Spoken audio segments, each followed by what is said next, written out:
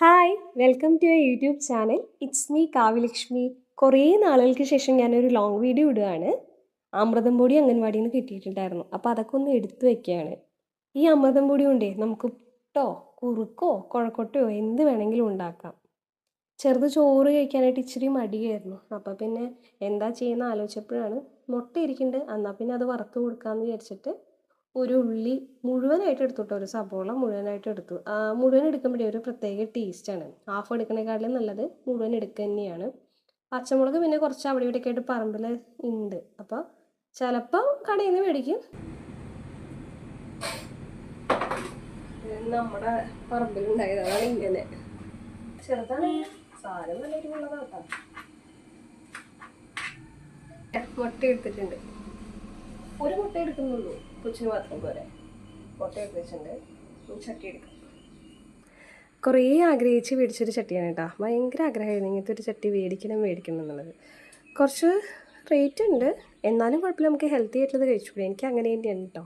പൈസ പോയാലും കുഴപ്പമില്ല, നമുക്ക് നല്ല അടിപൊളി ഫുഡ് ഉണ്ടാക്കണം. എനിക്ക് സ്പൂൺ എന്തിനാ?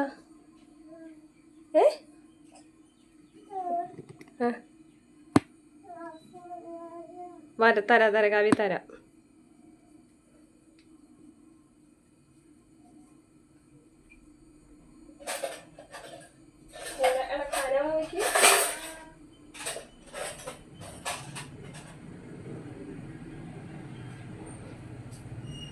സ്പൂൺ മേടിച്ചുകൊണ്ടുണ്ട്, ഇതിനാണ് ഞാൻ കാണിച്ചു തരാം കേട്ടോ.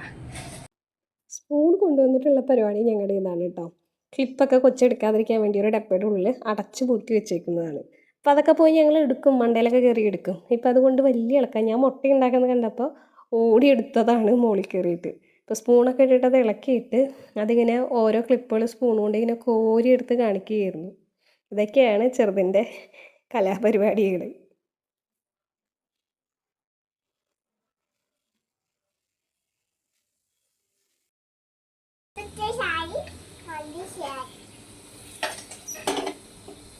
ഞാനങ്ങനെ മുട്ട വറുക്കാനായിട്ട് വന്നപ്പോൾ ചെറുതും എൻ്റെ കൂടെ കയറി വന്നു. സ്ലാബിന് മണ്ടയ്ക്കൊക്കെ കയറി. അപ്പം ഞാൻ ചെയ്യണൊക്കെ ഇങ്ങനെ ഓരോന്ന് കാണുമ്പോൾ ആളുടെ രീതിയിൽ ഓരോ വർത്താനം പറയുമായിരുന്നു.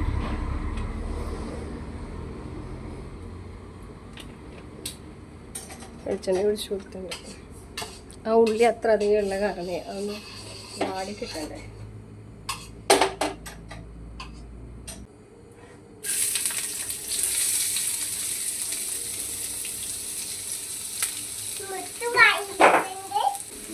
ഈ ചട്ടിയിൽ പിന്നെ എന്താ കുഴപ്പമില്ല. ഈ ചട്ടിയിൽ തടിയുടെ തവിയോ അങ്ങനത്തെ സ്പൂണോ ഒക്കെ ഇട്ട് ഇളക്കാൻ പാടുള്ളൂ. നമ്മുടെ സ്റ്റീലിൽ കിട്ടി കഴിഞ്ഞാൽ സ്ക്രാച്ച് ആവും. അപ്പം ഈ കോട്ടിങ് പോകും.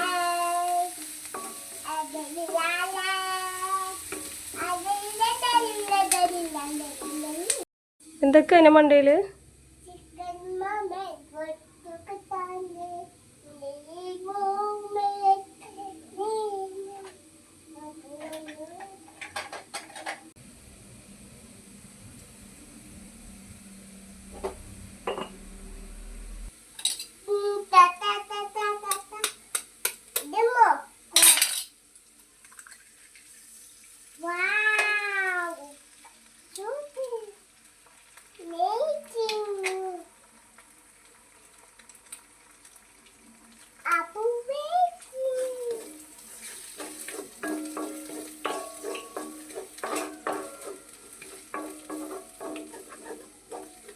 നമ്മളിപ്പോൾ കടയിൽ നിന്നൊക്കെ ഫ്രൂട്ട്സോ അതുപോലെ പച്ചക്കറിയോ കറികളോ എന്തെങ്കിലുമൊക്കെ മേടിച്ച് കൊണ്ടുവന്ന് കഴിഞ്ഞാൽ ആ കവറ് കഴുകി വൃത്തിയാക്കിയിട്ട് ഈ പാത്രം സ്റ്റാൻഡിൽ ഇങ്ങനെ തൂക്കിയിടും. അപ്പോൾ ആ വെള്ളം പോയി കിട്ടുകയും ചെയ്യും. അത് നമുക്ക് വേഗം തന്നെ ഹരിതകർമ്മസേനക്കാർക്ക് മാറ്റി വയ്ക്കാം. അങ്ങനെയാണ് ഇവിടെ ചെയ്യാറ്. പിന്നെ കുറച്ച് പാത്രം കഴുകാനുണ്ടായിരുന്നു. അപ്പോൾ പാത്രം കഴുകുന്നതിന് മുന്നേ പാത്രത്തിലുണ്ടാവുന്ന വേസ്റ്റുകൾ അതിങ്ങനെ ഞാൻ പെയിൻറ്റിൻ്റെ ഒരു ബോക്സാണ് എടുത്തിട്ടുള്ളത് കേട്ടോ. 1 ലിറ്റർ പെയിൻറ്റിൻ്റെ ഉണ്ടായിരുന്നു. അപ്പോൾ അത് ഞാൻ എടുത്ത് വെച്ചിട്ട് അടച്ചു വയ്ക്കാൻ അടപ്പുമുണ്ട്. അപ്പോൾ അതിലാണ് ഫുഡ് വേസ്റ്റുകളും കാര്യങ്ങളൊക്കെ ഇടുക. അപ്പോൾ എന്നിട്ട് അതൊക്കെ പുറത്ത് കൊണ്ടുപോയി കളയാൻ വേണ്ടി എടുത്ത് വയ്ക്കും. എന്നിട്ട് ബാക്കിയുള്ള പാത്രങ്ങൾ കഴുകിയെടുക്കുമ്പോൾ നമുക്ക് കുറച്ചും കൂടെ പണികൾ എളുപ്പമായി കിട്ടും. അല്ലെങ്കിൽ നമുക്ക് സിങ്കൊക്കെ ബ്ലോക്ക് കാര്യങ്ങളും പ്രശ്നങ്ങളൊക്കെ വരും. അപ്പോൾ ഇതൊരു നല്ല സൊല്യൂഷനാണ് കേട്ടോ. ഇങ്ങനെയൊക്കെ എന്തെങ്കിലും അടങ്ങിയിരിക്കുന്ന ഒരു പാത്രം കെട്ടി കഴിഞ്ഞാൽ അതൊക്കെ നിങ്ങൾ എടുത്ത് വെക്കുക.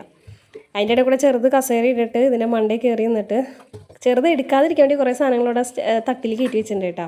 അപ്പോൾ അതിന് ഒരാളെന്ത് ചെയ്യും, കസേരമേ കയറി നിന്നിട്ട് അതൊക്കെ എടുത്ത് നമുക്ക് ഓരോന്നായിട്ട് കാണിച്ചു തരും. അപ്പോൾ അതിൻ്റെ ഇടയിൽ കൂടെ ഞാൻ പാത്രം കഴുകി വെക്കലും എല്ലാം ചെയ്യുന്നുണ്ട്. കണ്ടോ, കസേര ഇട്ടിട്ട് ഇങ്ങനെ കയറി നിൽക്കുക, എന്നിട്ട് ഓരോന്ന് എനിക്ക് കാണിച്ചു തരിക. അത് ഇതെന്ന് പറഞ്ഞിട്ട് എടുത്ത് കാണിച്ചു തരണം. എടുക്കാതിരിക്കാൻ വേണ്ടി കയറ്റി വെച്ചതാണ്. അറബി കുഞ്ഞിന് കുറച്ച് ചോറ് കൊടുക്കാൻ അവൻ കുറച്ച് കളികളും പണികളിലൊക്കെ ആയിരുന്നു. അപ്പോൾ ഇപ്പം എന്തായാലും വിശക്കുണ്ടാവും. ആ മുട്ട വറുത്തതൊക്കെ കൂട്ടിയിട്ട് ഞാൻ കൊടുക്കുകയാണ്. അപ്പോൾ രാവിലെ ഞാൻ കുറച്ച് ചെറുപയർ തോരനും ഇതൊക്കെ കൂട്ടി കൊടുത്തു. പക്ഷെ ഒന്നും കഴിച്ചില്ല. അപ്പോൾ പിന്നെ ഞാൻ പ്ലാൻ മാറ്റിയിട്ട് മുട്ട വറുത്ത് കഴിഞ്ഞാൽ പിന്നെ കഴിച്ചു. ചൂടായത് കാരണം മുട്ട ഇങ്ങനെ എനിക്കൊരു മടിയായിരുന്നു. മുട്ടയൊക്കെ കാണിച്ചു കൊടുക്കുന്നുണ്ട്. അപ്പോൾ വായൊക്കെ തുറക്കുന്നുണ്ട്. ഈ കാണിക്കുന്നത് തന്നെയുള്ളൂ കേട്ടോ, കഴിക്കലൊക്കെ വളരെ കുറവാണ്. മുട്ടച്ചോറ് കറി കഴിക്കട്ടെ? സാരില്ല, വേണ്ട, കുഴപ്പമില്ല.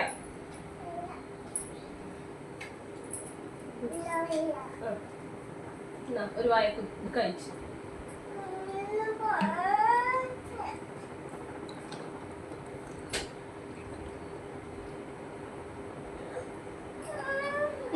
ഒരു വായ വെക്കാം, പാട്ട് വെക്കാം. ഓടിയോ ഓടിയോ, എന്നാ ഇത് കഴിക്കാം, എന്നിട്ട് പാട്ട് വെക്കാം. എന്നാ കവി പാട്ട് വെക്കില്ല, വേണ്ട. ദീപാവയുടെ ബാഗ് വാ. ആ ഒരു ഫുഡിൻ്റെ ഗുസ്തി കഴിഞ്ഞിട്ട് ഞങ്ങൾ കുറച്ച് നേരം മുകളിലേക്ക് പോവാണ്. ഉള്ളിലൊന്നും വെച്ചിട്ട് ഭക്ഷണം കഴിക്കണ്ടായിരുന്നില്ല. അപ്പോൾ പിന്നെ ഞങ്ങൾ കുറച്ചൊന്ന് മുകളിൽ പോയിട്ടുള്ള കഴിക്കലാവാന്ന് വെച്ചിട്ട് അങ്ങനെ കയറി പോവാണ് കേട്ടോ. അവിടെ ആകുമ്പോൾ കുറച്ച് കാറ്റൊക്കെ കൊണ്ടിരിക്കാമല്ലോ. പിന്നെ അതേ നേരെ കിട്ടൂൻ്റെ അടുത്തും ലൂസിയുടെ അടുത്തും നിന്നു. അപ്പം ഞാൻ ഫോട്ടോ എടുക്കാമെന്ന് വിചാരിച്ചിട്ട് ആൾ പോസൊക്കെ ഇട്ടുണ്ടായിരുന്നു. പിന്നെ അവളും അറബിക്കുഞ്ഞുമായിട്ട് രണ്ടുപേരും കൂടെ അങ്ങോട്ടും ഇങ്ങോട്ടും വാലാട്ടലും സ്നേഹപ്രകടനമൊക്കെ ആയിരുന്നു. അവൾ നക്കിയിട്ടൊന്നുമില്ല, പക്ഷെ എന്നോട് പറയാൻ നക്കി എന്നൊക്കെ പറഞ്ഞ് നിൽക്കുകയായിരുന്നു കേട്ടോ. അതങ്ങനെ ഒരു സ്നേഹപ്രകടനമാണ് അവർ. ഇതൊക്കെ കഴിഞ്ഞിട്ട് ഞങ്ങൾ മുകളിലേക്ക് പോകും. സ്ഥിരം ഞങ്ങളുടെ സങ്കേതമാണ് ആലിക്കല്ലിൻ്റെ അവിടേക്കുള്ള പോക്ക് കേട്ടോ.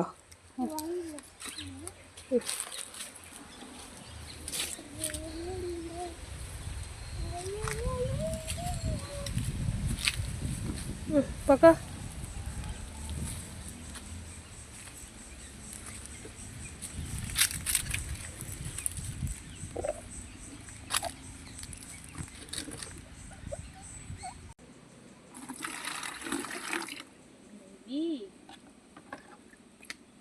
ചെടി നനയ്ക്കണം, മരത്തിന് നനയ്ക്കണം കഴിക്കും. അത് മാത്രമല്ല,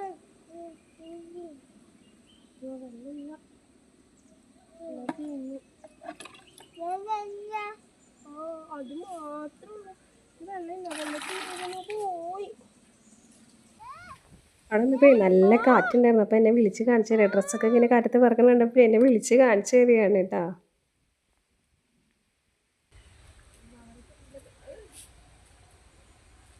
ചോറൊക്കെ എങ്ങനെയെങ്കിലും ഒന്ന് കൊടുത്തു തീർക്കാന്ന് വെച്ചിട്ട് കപ്പിലും ഒക്കെ കുറച്ച് വെള്ളമുണ്ട്. പൈപ്പിലാണെങ്കിൽ വെള്ളം ഇല്ല, തീർന്നിരിക്കുക. മുകളിലേക്ക് ലോഡടിക്കാൻ ഇച്ചിരി താമസമുണ്ട്. അതിനിടയിൽ കൂടെ ആ കുറച്ച് വെള്ളം ഉള്ളത് ചോറിൽ ഒഴിക്കുകയും ചെയ്തു. അപ്പം ഞാനത് വേഗം ഊറ്റി കളഞ്ഞിട്ട് അതെങ്ങനെയെങ്കിലും ഒന്ന് കൊടുത്തു തീർത്തു. അപ്പോഴത്തേക്കും ഡ്രസ്സൊക്കെ ആൾ നനച്ച് ഒരുവിധം ആക്കിയിട്ടുണ്ടായിരുന്നു കേട്ടോ. പിന്നെ ഞങ്ങൾ ഡ്രസ്സ് മാറാനായിട്ട് നേരെ വീടിൻ്റെ ഉള്ളിലേക്ക് വന്ന് പിന്നെ ഡ്രസ്സൊക്കെ മാറ്റലും പിന്നെ കുറച്ച് നേരം ഉള്ളിലായിരുന്നു കേട്ടോ ഞങ്ങളുടെ കളികൾ മുഴുവൻ.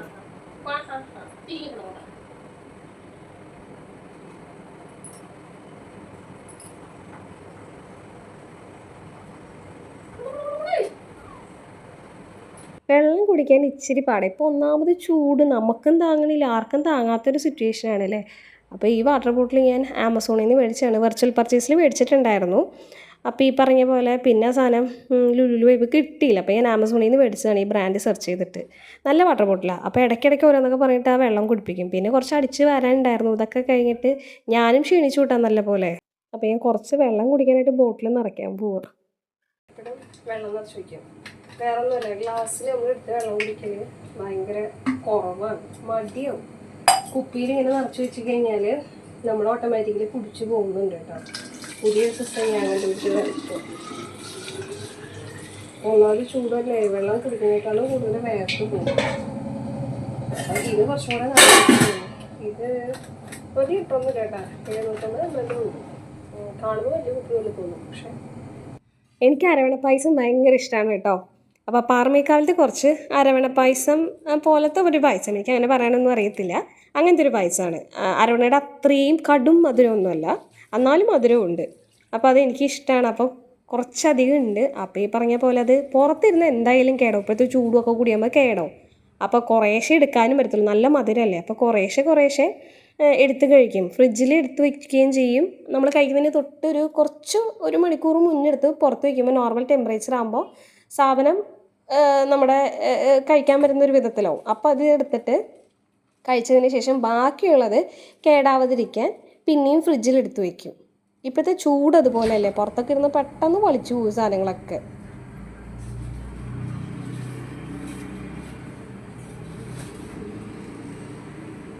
ചെറുതിനൊന്ന് അരവണ പായസം കൊടുക്കാമെന്ന് വിചാരിച്ചിട്ട് കൊണ്ടു ചെന്നപ്പോൾ അവൻ എന്തു ചെയ്തു എന്ന് വെച്ചാൽ, അരവണ പായസം എൻ്റെ കയ്യിൽ റൈറ്റ് ഹാൻഡിലും ലെഫ്റ്റ് ഹാൻഡിലും ഒക്കെ അരവണ പായസം മേടിച്ച് വെച്ചിട്ട് കളിച്ചുകൊണ്ടിരിക്കുകയായിരുന്നു, പാട്ട് പാടിക്കൊണ്ടിരിക്കുകയായിരുന്നു. അപ്പോൾ ഞാൻ വിചാരിച്ചെന്നാൽ അത് കഴിക്കും എന്ന് വിചാരിച്ചു. പക്ഷേ അതല്ല, ഇത് രണ്ടും കൂടി ഒരുമിച്ച് ഒരു കയ്യിൽ പിടിച്ച് കളിച്ച് ഇങ്ങനെ തേച്ച് കയ്യിൽ പിടിപ്പിക്കാനുള്ള പ്ലാനിങ് ആയിരുന്നു. അത് കണ്ടപ്പോൾ എനിക്ക് ഇരട്ടി പണിയാവുമെന്ന് തോന്നിയപ്പോൾ ഞാൻ വേഗം ആ കയ്യിൽ നിന്ന് മേടിച്ച് കഴിച്ചു കേട്ടോ.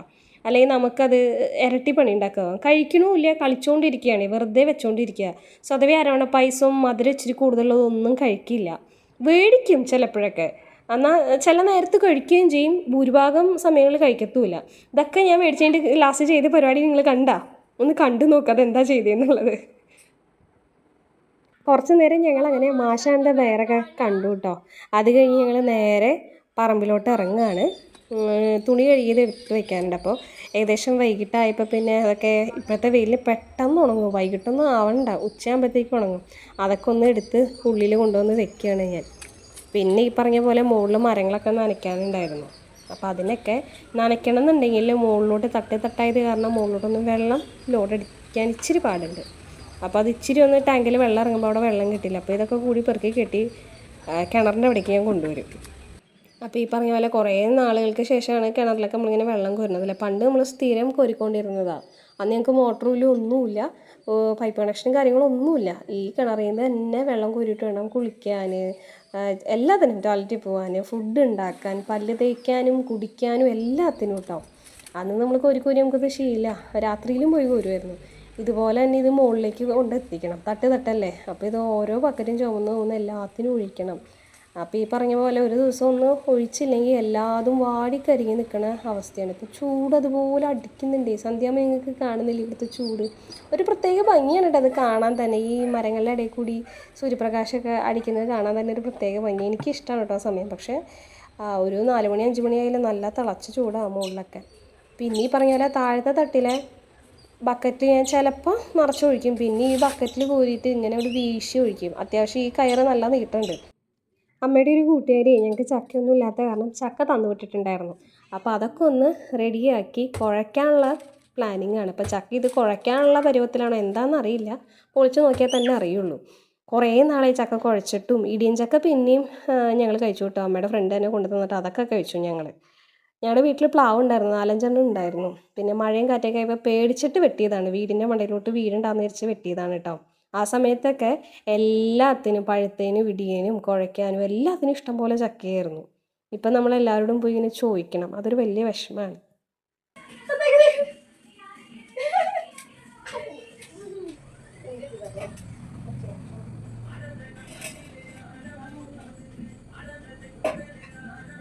അമ്മ കുറേയൊക്കെ വെട്ടിയെടുത്തപ്പോൾ ഞാനത് കുറേശ്ശായിട്ട് ചുള പറിച്ചിടും ആദ്യമേ. അത് ഏകദേശം ബേസിൽ നിന്ന് അറിയുമ്പോൾ പിന്നെ അതിൻ്റെ ചക്കക്കുരു കളയാനും എല്ലാം കളയാനും വൃത്തിയാക്കൽ തുടങ്ങും. അത് കഴിഞ്ഞിട്ട് ഓരോ ചുള എടുത്തിട്ട് അരിഞ്ഞു തുടങ്ങും. അപ്പോൾ കുറച്ചും കൂടെ പണികൾ എളുപ്പമാവും. പൊളിക്കുന്നതിനനുസരിച്ച് പിന്നെ ഇനി പണികളൊക്കെ ഇങ്ങനെ കുറഞ്ഞു വരും. അപ്പോൾ വേഗം തന്നെ ഇത് ചെയ്ത് കഴിഞ്ഞാൽ വേഗം തന്നെ അടുപ്പത്തോട്ട് വെക്കാമല്ലോ. ചക്കയെല്ലാം റെഡിയാക്കിയിട്ടുണ്ട്. തേങ്ങാപ്പീരയൊക്കെ റെഡിയാക്കി നേരെ എല്ലാതും കൂടി ഒരുമിച്ച് കുക്കറിലേക്ക് ഇട്ട് വെക്കുകയാണ്. അപ്പോൾ നമുക്ക് വേഗം പണി തരുമല്ലോ. നേരെ ഒരു 2 വിസിലിനായിട്ടൊന്ന് വെയിറ്റ് ചെയ്യാണ്. നമ്മളെ ചക്ക റെഡി ആയിട്ടുണ്ട്. പച്ച വെളിച്ചെണ്ണയൊക്കെ വെച്ച് റെഡിയാക്കി എടുത്തിട്ടുണ്ട്. ചെറുതിനപ്പോൾ ചോറ് കൊടുക്കാനായിട്ട് ചക്ക കുഴച്ചതും കുറച്ച് ചോറും ഒക്കെ ആയിട്ട് കൊണ്ടുപോയി കൊടുക്കണം. അപ്പോൾ വാരി കൊടുത്തപ്പോൾ വേണ്ട, ഒറ്റയ്ക്കിരുന്ന് കഴിക്കുകയാണ്. ടിവിയും കണ്ടുകൊണ്ടാണ് കേട്ടോ കഴിച്ചുകൊണ്ടിരിക്കുന്നത്. അതിൻ്റെ കൂടെ ഓരോ എക്സ്പ്രഷനും കാര്യങ്ങളൊക്കെ ആൾ ഇടുന്നുണ്ട്. പിന്നെ ചക്ക കുറേ നാൾ കൂടി കിട്ടിയതിൻ്റെ ഒരു എക്സൈറ്റ്മെൻറ്റും ഉണ്ട് കേട്ടോ.